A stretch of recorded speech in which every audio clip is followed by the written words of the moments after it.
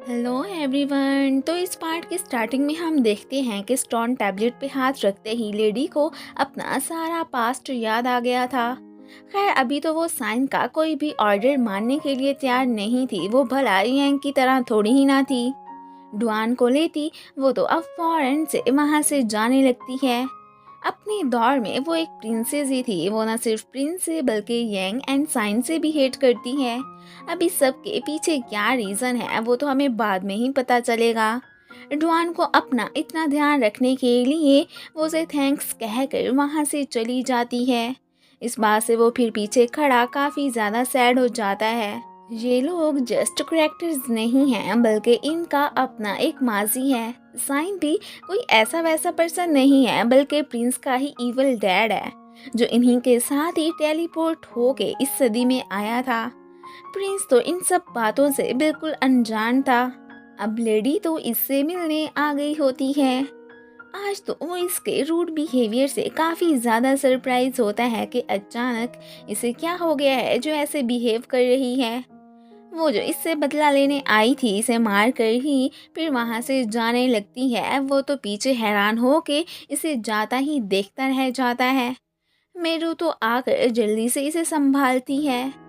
Prince फिर यांग से इस सारे मामले का पूछने आ गया था कि लेडी को अचानक क्या हो गया है। वो अब इसे सब बताने लगता है कि मेरू के डायरी राइट करने की वजह से हमारे कैरेक्टर्स में बहुत सारी चेंजिंग्स आ गई थी, लेकिन जो सब कुछ हम भूल चुके थे वो मुझे और ड्रैगन लेडी को सब याद आ गया है। एंड इसे ये भी कहता है कि ये जो तुम अब शरीफ बने फिरते हो, पहले तुम बिल्कुल डिफरेंट थे, कोल्ड एंड हार्टलेस। मेरू को भी पता चल चुका था कि डायरी चोरी हो चुकी है। वो तो इस बात से काफ़ी परेशान हो जाती है। डुआन उसे साइन का भी बता चुका था। दूसरी तरफ प्रिंस और यांग की थोड़ी बहुत फाइट भी हो गई थी। एंड बाकी सब सच का पता चलाने के लिए वो इसके कहने पर ही इसे साइन के पास ले जाने का डिसाइड करता है। मेरू रिमेम्बर करने लगती है कि डायरी में उसने वाकई में किंग को भी मेंशन किया था। उसे बिल्कुल भी अंदाज़ा नहीं था कि वो भी इन्हीं के साथ आ जाएंगे। लेडी साइन के पास आ गई थी और इसके पीछे पीछे प्रिंस और यांग भी। अब साइन प्रिंस को भी स्टोन टैबलेट पे हाथ रखने के लिए कह देते हैं। सेकंड अंकल इन्हें किंग और बाकी सब कैरेक्टर्स की स्टोरी सुनाने के लिए आ गए थे। प्रिंस भी अपना दौर याद करने लगता है कि वो कैसे सख्त दिल इंसान था। यांग के कबीले को डिस्ट्रक्ट करके उसे अपना गार्ड बना लिया था। वो अपने कबीले का चीफ ही था। इसी बात का ही तो यांग को काफ़ी ज़्यादा दुख था।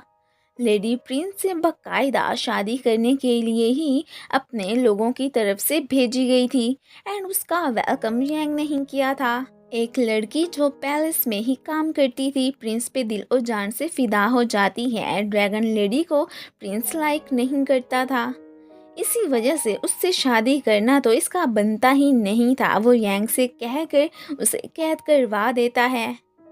इस बात की वजह से तो वो प्रिंस से अभी तक हेट करती आई है।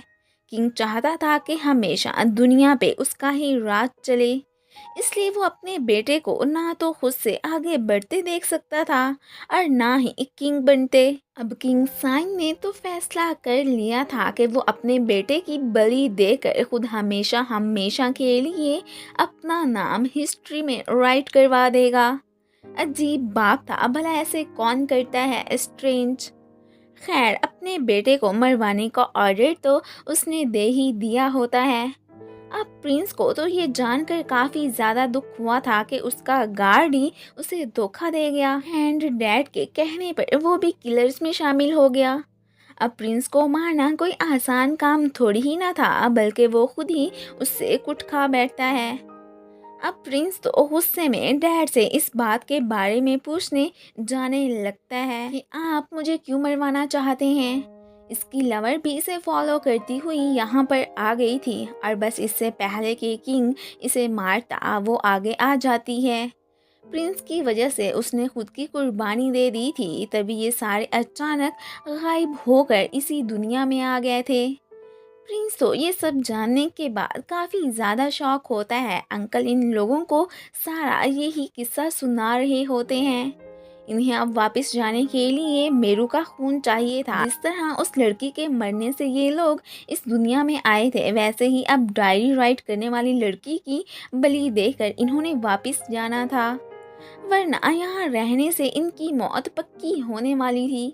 ये सुनकर मेरू परेशान हो जाती है। अंकल तो ये बताकर फिर वहाँ से चले जाते हैं कि ब्लड मून का दिन बहुत जल्दी आने वाला है और उसी दिन ही मेरू ने अब कोई फैसला करना है। प्रिंस तो इनके हाथ से चला गया था, अब वो नहीं चाहता था कि उसे लेकर मेरू अपनी कुर्बानी दे।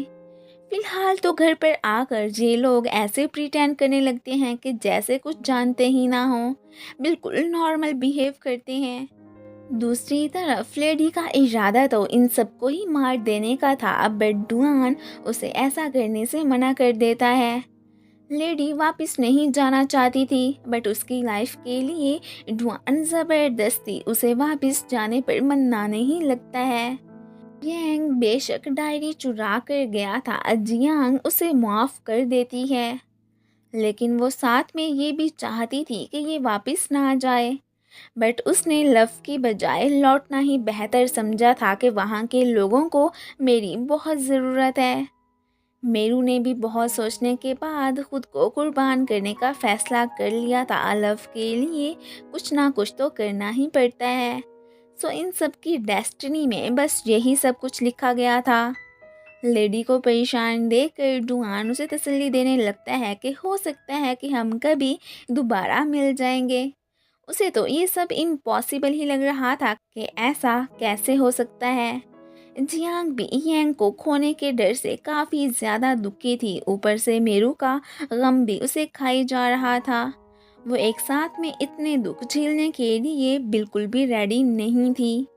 मेरू प्रिंस को लेकर वुशान आ गई थी। वो यहाँ पर आकर उससे पूछता है कि तुमने हमारे लव की एंडिंग कैसे की थी। वो उसे सच का कैसे बता सकती थी कि डायरी में तो उसने अपना बिछड़ना ही लिखा था। फिलहाल उसे झूठ बोल देती है कि मैंने हैप्पी एंडिंग राइट की थी एंड कल तुम तैयार रहना क्योंकि हम दोनों शादी करने वाले हैं। ये सुनकर फिलहाल तो प्रिंस खुश हो जाता है। असल में कल ही तो मून ब्लड का दिन था। मीन उस दिन मेरू रिचुअल करने वाली थी। अब क्या ये लोग अपने अपने लव को खो देंगे या फिर इनकी डेस्टिनी एक साथ में ही लिखी गई है, वो जानेंगे हम अगले पार्ट में। So stay connected. फिलहाल तो इसी के साथ ही इस पार्ट की एंडिंग हो जाती है। Thanks for watching.